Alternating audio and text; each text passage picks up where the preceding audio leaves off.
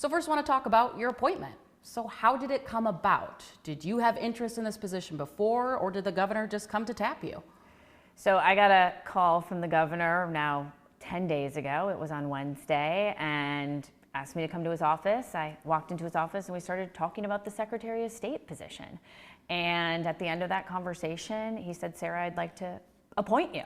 And I was really honored that he asked me to serve in this capacity. And then I drove home trying to think about how I'm going to tell this to my husband. And he was as shocked as I was, and was literally sworn in, like 48 hours in my pajamas. So this was all a real shock and, quite frankly, a whirlwind. But I'm honored that the governor even thought of me. Have you really not ever been approached by the governor or anyone else to serve in this position?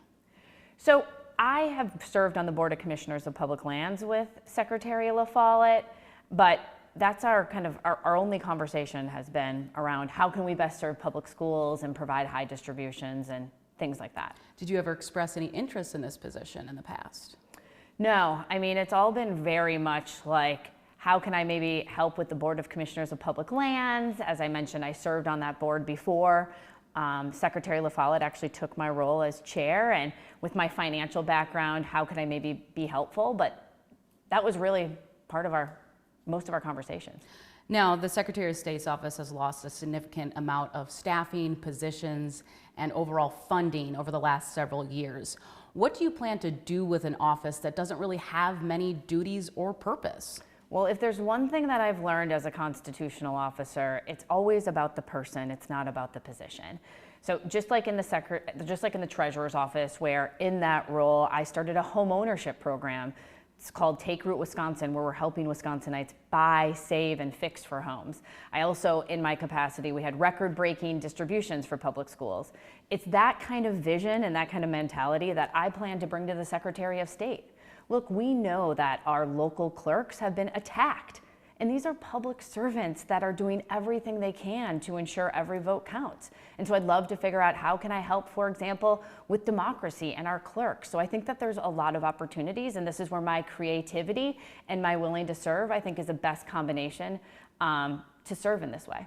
You mentioned kind of clerks and working with them. Does that mean election duties? Would you like to see your office get more duties when it comes to administering our elections?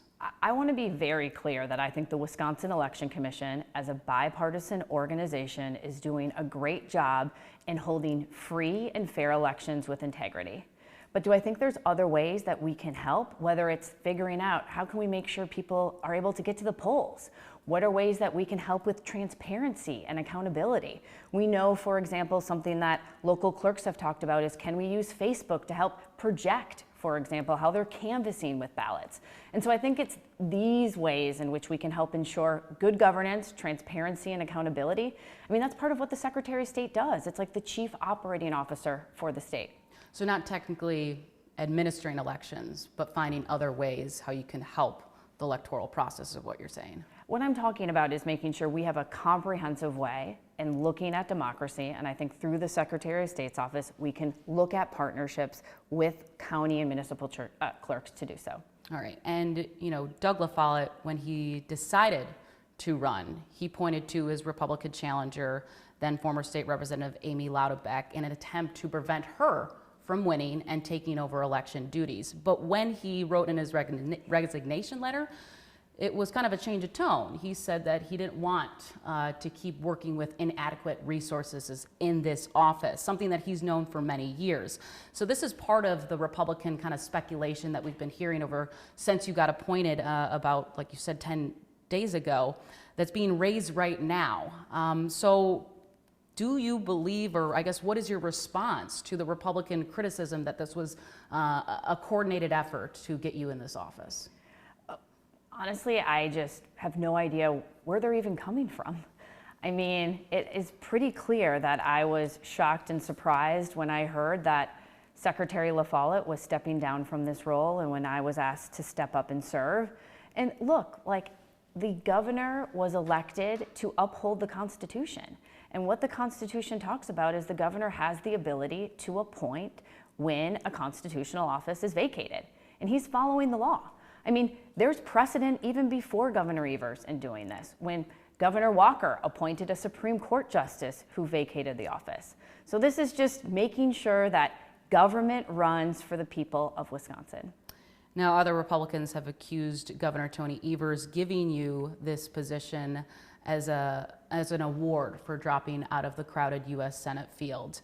Some also see this as a way to help launch your next political career. Do you have plans to run for higher office?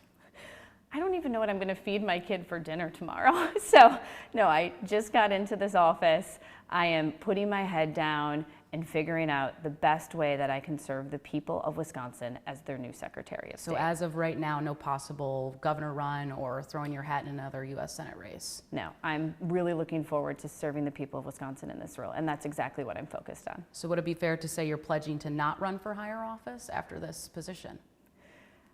I think what, for me, this is all coming down to is when I don't even know what I'm serving my kid for dinner the next day or what I'm going to be wearing tomorrow, it's really supposed to be, it always will be, focusing on the job at hand. And so for me, I just got into this new office less than 10 days ago. And in meeting the staff in this office and really figuring out how can I do the most effective and efficient operations, that's what I'm focused on doing, because that's what I believe the people of Wisconsin want me to focus in on. And that's honestly what the governor has asked me to do. On March 22nd, Republicans voted to pass a resolution calling on Governor Tony Evers to hold a special election because of the criticism that I just explained. Now, Evers plans on ignoring those calls, but do you think it's fair to serve in a role that still has 3.5+ years left in an elected office when you were not elected to it? I mean, this is the exact thing that Wisconsinites get sick of, is the partisan politics. The governor has the ability that's outlined in the Constitution to appoint a constitutional officer if the office is vacated. And the reason Governor Evers, when we had a conversation, chose this kind of route was because he wanted someone who could start on day one, start serving the people as soon as this happened. And that's exactly what I'm doing, is I got in there right away and started delivering. And look, like, I'm going to put my former state treasurer hat on. In addition, I think Wisconsinites don't even want another election. We have a pretty competitive election here on April 4th, and to think that we're going to go through this again, which is again going to cost the taxpayers millions of dollars, they just want their elected officials to come to Madison and to serve, and that's exactly what I'm doing. Now, you just got into this role, but many people are curious about what you would like to do as some top priorities. Like I previously mentioned, Secretary of State doesn't really have a lot of duties right now or hold a lot of purpose. So what do you envision doing in this role?